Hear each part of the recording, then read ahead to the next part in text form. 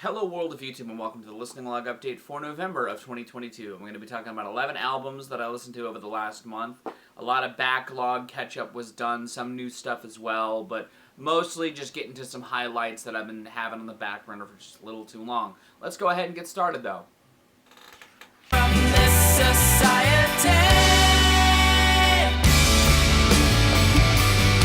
While that We Are the Union album slipped through my fingers last year and I didn't end up covering it, I didn't want to let the same thing happen to Jer's Bothered, Unbothered, an album that I was equally hyped for because I've been a fan of Jer's work for a while at this point. You know, I think that the stuff that they've made under the Ska 2 Network moniker is some choice stuff. I think they're a very talented musician, and I think that whatever they touch usually ends up pretty good.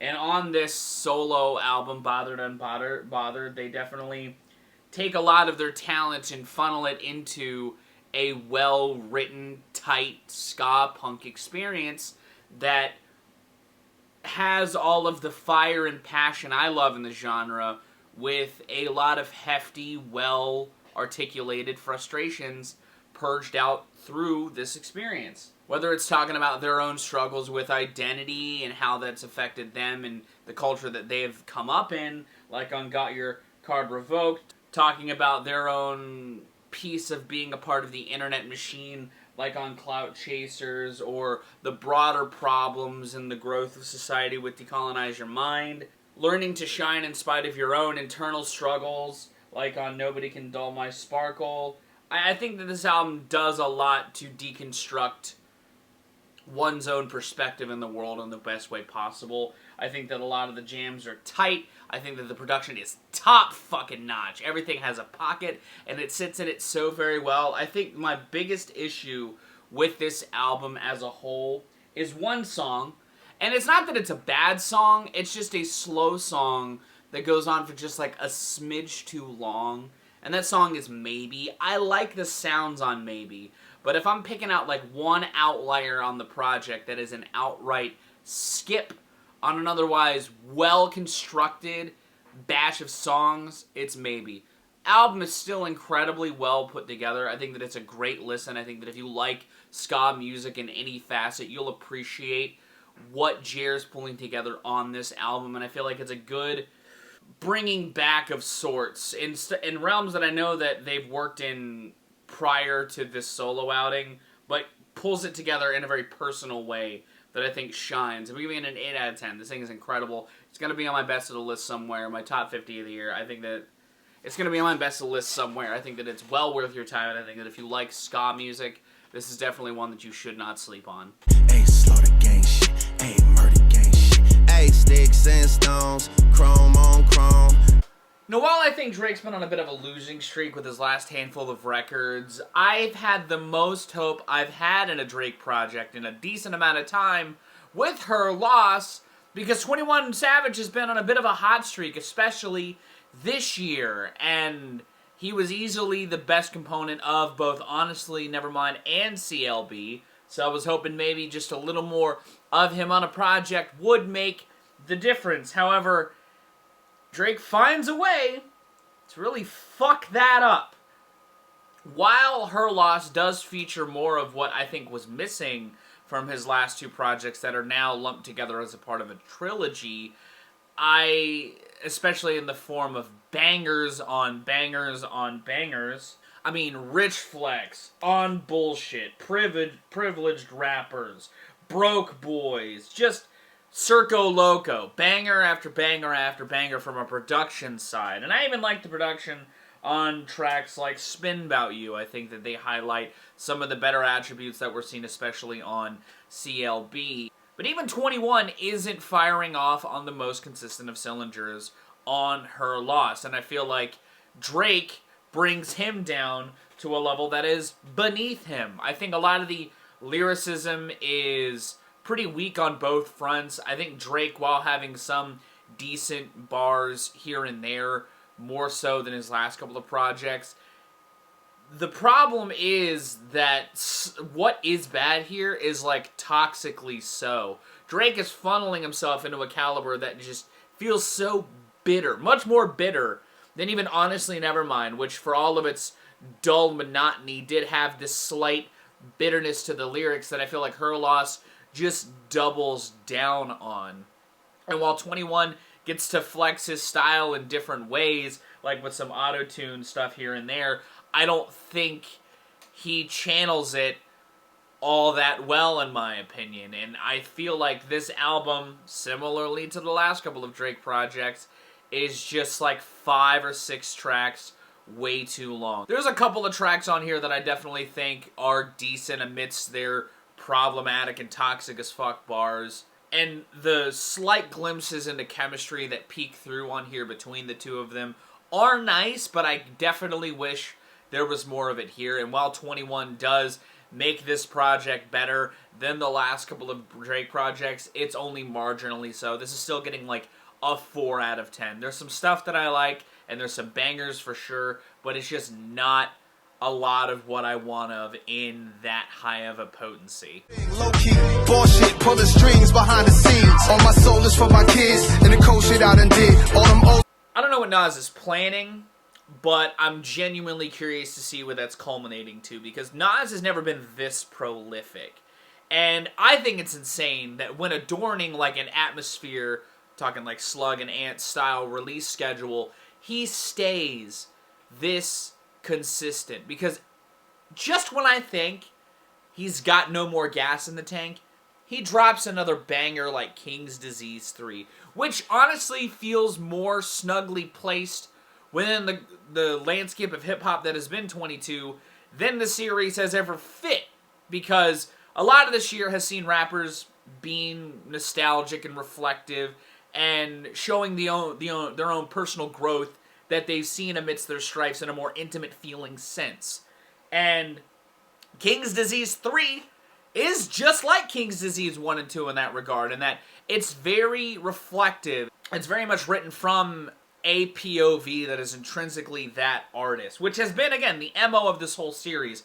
But what sets this apart from the other entries is that this is just Nas and Hit Boy. It is Nas carrying this project on his fucking back. And there's a reason why many people consider Nas to be one of the best rappers of all time, because he can carry that weight pretty amicably, which again, in spite of it being amidst an era where Nas is doing something he's never done before, he just doesn't really miss. Like, yeah, there's some tracks that I don't really listen to as much on the project as others, like WTF SMH or Thun. The production on those tracks is still pretty well pulled together, and there's more on here that I like from Nas than not. You know, whether he's reflecting about time in the streets, or the streets as from his perspective now, like on Get a Reporter or on Hood to Hood, where he's almost kind of extending a hand to the hoods of the country to unify, which I think is a really good message, and one that's fitting given Nas's history and some of the stories he kind of has told on this series and on this album alone. You know, tracks like Reminisce and Serious Interlude and Once a Man, Twice a Child talk about his relationships, both personal and in the environment that he was a part of. You know, Michael and Quincy talks about something that I don't think really many people from a non-creative stance get, but I couldn't imagine being an up-and-coming artist and dropping what is considered one of the greatest albums of its genre, if not all time, on your first go-around. But, I mean, Nas did it, and he's dropped other excellent records. You know, again, he's been in a really good, strong period with Hit Boy, but it's something you don't really think about, and it's interesting to see him reflect on that on a couple of points on here, and just flexing why he is one of the greatest to ever do it. I think that rapper-producer chemistry that I've praised with these series still shines. I think that the beats on here are amongst some of my favorites within the series. You know, I really love the smooth synth work on tracks like Serious Interlude and on 30. I think it mirrors that sort of environment of, like, you're sitting in a dark room with, like, a fireplace. You got, like, a couple of chairs. It's you and Nas. He's got a scotch. And you're just listening to him talk. You know, it evokes a certain vibe and atmosphere that I think it taps into incredibly well. And I think that, again, given this kind of fits with where hip-hop has been this year, it's another great notch in the belt for the genre, in my opinion. Is it my favorite in the series? Probably not, but I still really enjoy King's Disease 3 in a way that part of me wasn't expecting.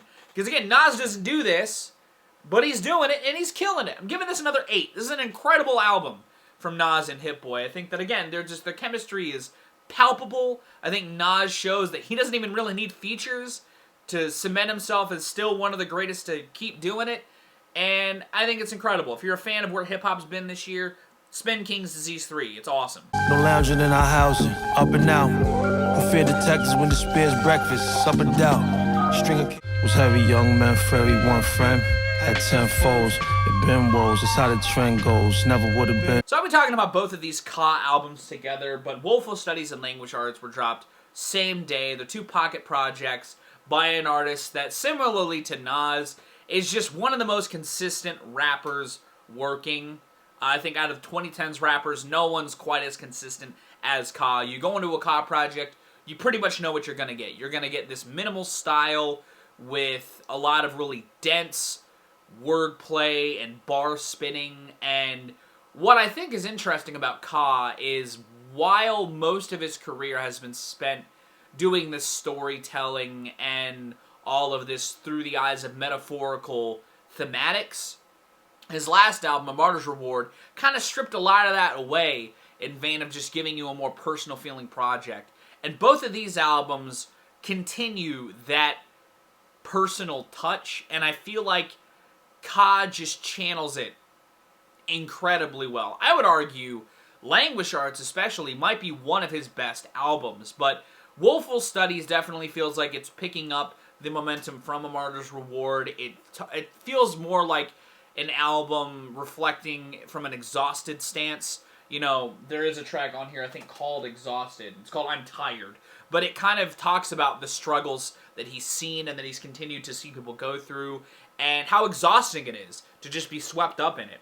And while there is still a huge minimal approach to the instrumentals here, they go into some wonky territories, like the looped sample on Count It Out that creates this off-kilter feel to the instrumental, or the 4 boning chords on I'm Tired that kind of play into the more, I don't want to say aggressively tinged, but more passionately packed Languish Arts, which I think is, again, the better of the two. You know, while there's a sense of grandiosity amidst some of the instrumentals, like on No Reservations, there's this solemn darkness to it all that Ka really puts a good use to lyrically. You know, Full Cobra sees him getting a little more bite to his voice. You know, Ascension and No Reservations kind of talk about his rising from his roots. Touché talks about the intense struggle some can make without getting anywhere, while this flute dances in the background. Again, it all feels very in line with where Ka kind of sits in his own comfort zone. He's just the master of that approach. And while I'm giving Woeful Studies an 8, I'm giving Languish Arts a 9. I think that, again, it's on par with some of Ka's best work. And while, yeah, part of me has this huge inkling to bring both projects together, don't be surprised if that happens someday. I think that, similarly to other albums I've tackled and redacted, these are 2 very dissected pocket projects that just see Ka giving you what other good artists who've done pocket projects have done, and that's give you a concentrated dose of said artist.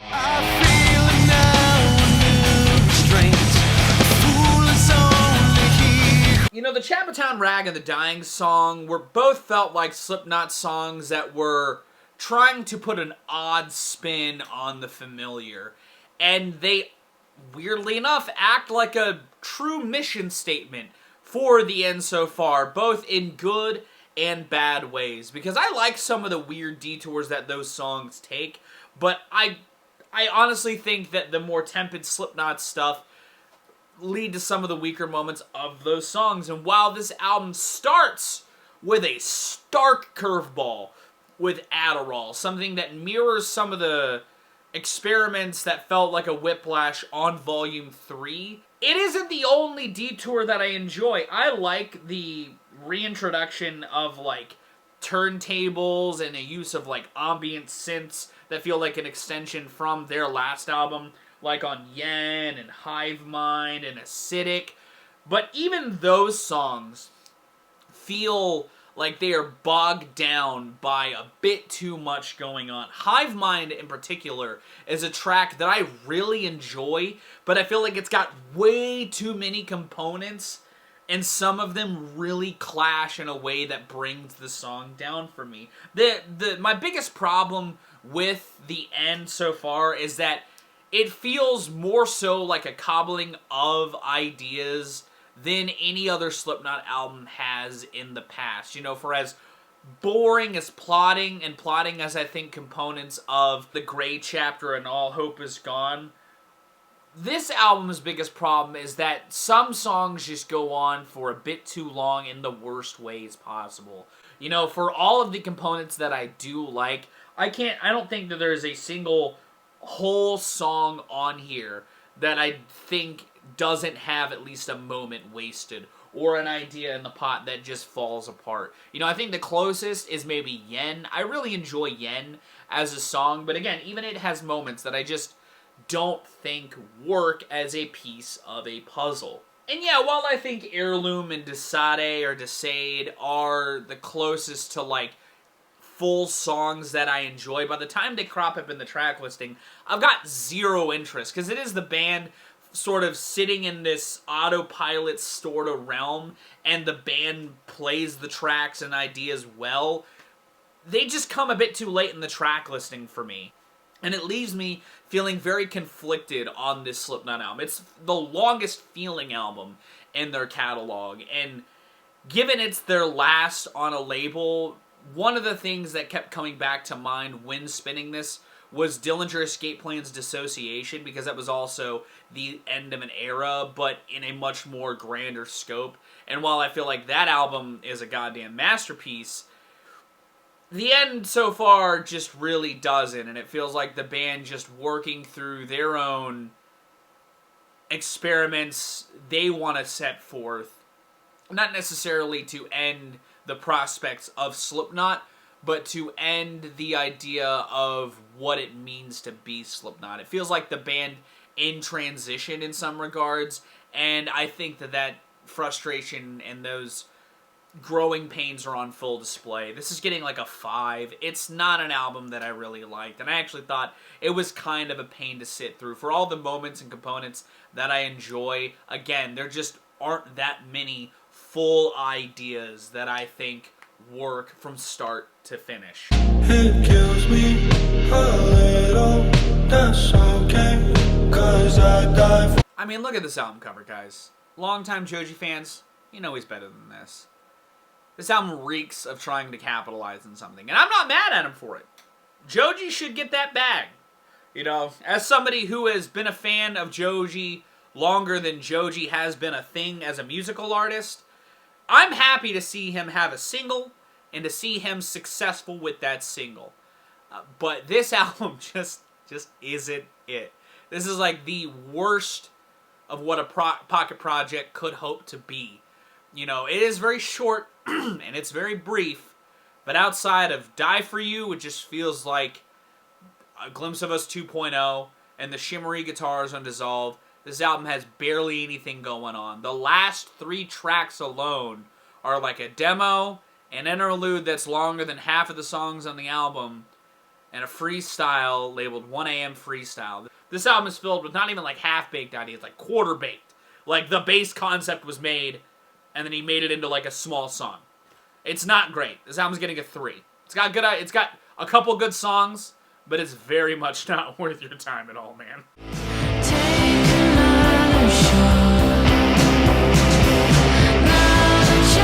I didn't expect Alvvays to come back with an album inspired by early 90s shoegaze and noise pop, but I'm here for it.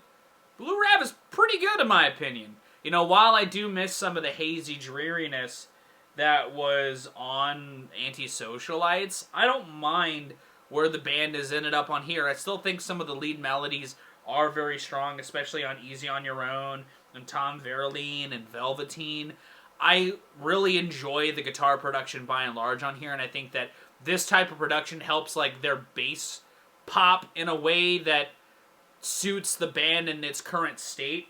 I think Pressed and Very Online Guy are like some rapturous bangers, and I think that the band carry a good bridge in their sound on here. You know, it leaves me hoping for like a homogenization of like where they were and where they've ended up, but I like what's on Blue Rev a decent amount. And I think that the moments where they do divert from tracks like After the Earthquake and Pomeranian Spinster with like a Belinda Says or a Lottery Noises where they let the guitars or that reverb-soaked atmosphere enwrap you in something a little less, you know, driving, they do still stick the landing. I do kind of wish that there were more of them, but I enjoy when they crop up in the track listing. I don't think that there's a Dream Tonight on here, but that's not what this album's trying to go for. And I think for what the album's trying to go for here, it succeeds at still delivering some, like, emotionally potent lyrics with a completely different sonic aesthetic attached to it. Full stop. I think this album's getting an 8. I think it's a very strong outing from them. It's not my favorite of the year of its style, but it's still a damn fine record in its own regard.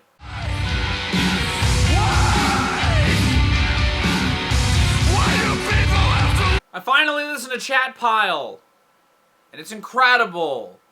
I always like when newer bands adorn an older production style. I mean, see my Alvvays review earlier on in this video, but what I don't see enough is like an embracing of old noise sounds in a way that sounds like this. Like that USA Mexico project definitely does it in pockets, but I think Chat Pile's reinterpretation of those ideas on God's Country is just pure excellence. It's like a hybrid of like the Jesus Lizard and Swans a bit with some of the drum production, at least early Swans, and I love this. I love what it's got to say. I love how aggressively it says it. You know, there's a real foreboding paranoia laced within tracks like Slaughterhouse and Pamela, where it feels like you're just being crushed by oppression before being stalked in the wilderness.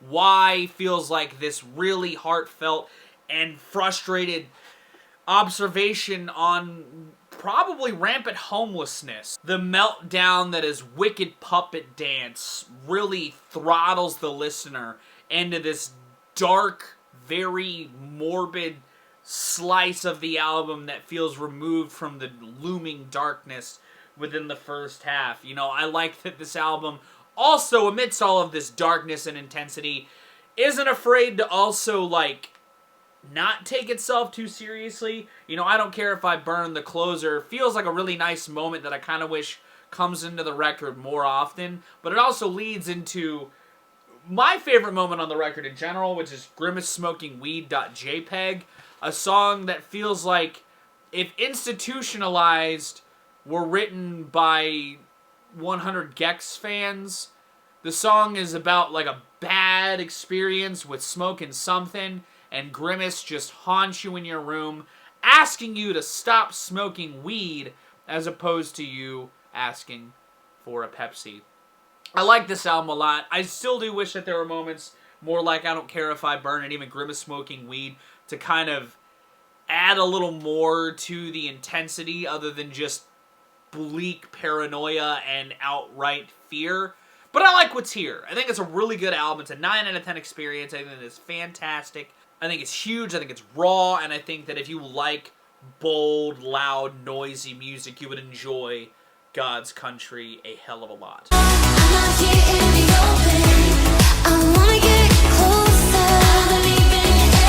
You guys know I love my girl Carly Rae Jepsen. I think that she's an incredible pop singer, and I love her personality that she brings to her albums. However, I was kind of weary with The Loneliest Time, her newest album, partially because, while it's not uncommon for me to not like the first single from a Carly Rae Jepsen project, and I really don't like Western Wind, when it came up on the album proper, I was a little more warm on it, but I still don't really like the song all that much. I think I just liked it because it felt like a nice deviation from where the album is sitting in as a general comfort zone.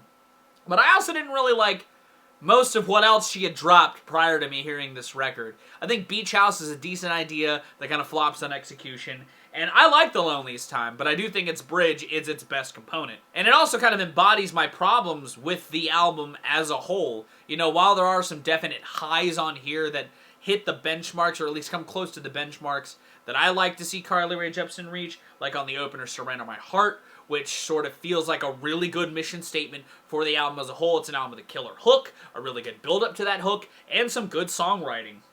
I also like Talking to Yourself. I think that it also hits the same stride that that song reaches. And I like Bends and So Nice for also kind of reaching a similar stride that those tracks reach. But this album's biggest problem is that it's bogged down with ideas that Carly Rae just should be able to harness better. I like the funky groove on Joshua Tree, but I really hate the songwriting. Same with Far Away. I just don't like the writing on either of those songs.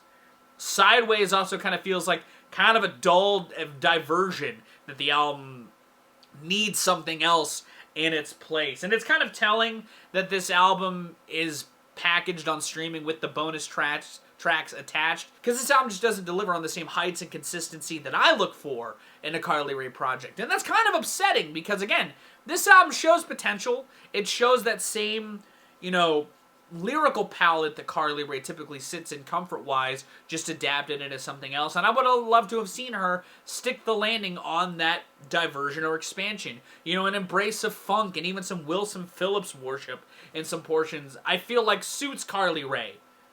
But this just isn't it, full stop, in my opinion. And it's a little disappointing at that. Is it bad? Hell no. It's still mad solid. It just isn't the same caliber that I expect from her. It's getting a 6 because it's still got some highs that hit a good stride. It's just a really mucky listen, in my opinion.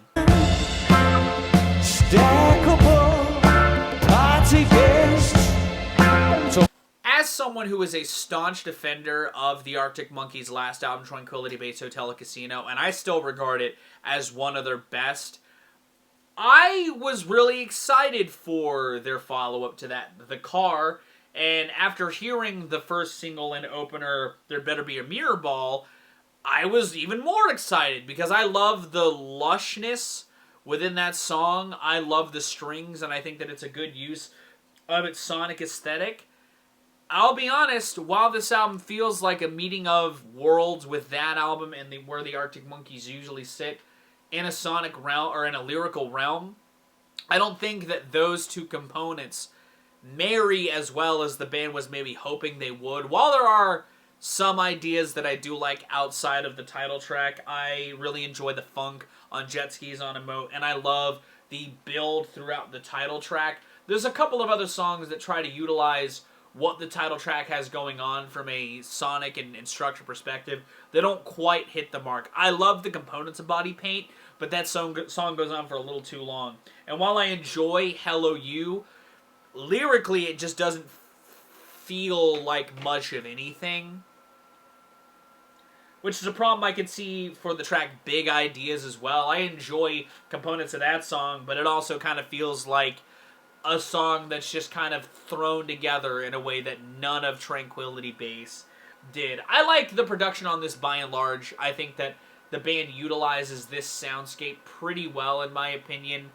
I just definitely wanted more from this and was disappointed by how lackluster this all feels given how nice I think it sounds. While I also enjoy the funk on I Ain't Quite Where I Think I Am, and I think it's the best bridging of the worlds, there isn't enough quite like that that's kept me coming back to this album to the same intensity that I was hoping I would. I'm giving this a 4 out of 10. It's not my least favorite album I've heard this year, but it's amongst some of the most disappointing, that's for sure. And those are my thoughts on the albums I spun over the last month. Have you liked any of these? Have you heard any of these albums? Are there any albums you would like for me to listen and close out my year with? Let me know all that in the comments down below. If you did like this video, give it a like. If you want to see more of my music, gaming, and general nerdary content, be sure to subscribe. Special thanks to my patrons if you want to join the ranks to get early access to content, exclusive content, or to help drive the community. It's linked in the description. I'm going to go, though. Thank you again so very much for watching. I've been Viral Rack. You guys have a good day's lives and situations. And I'll see you another day.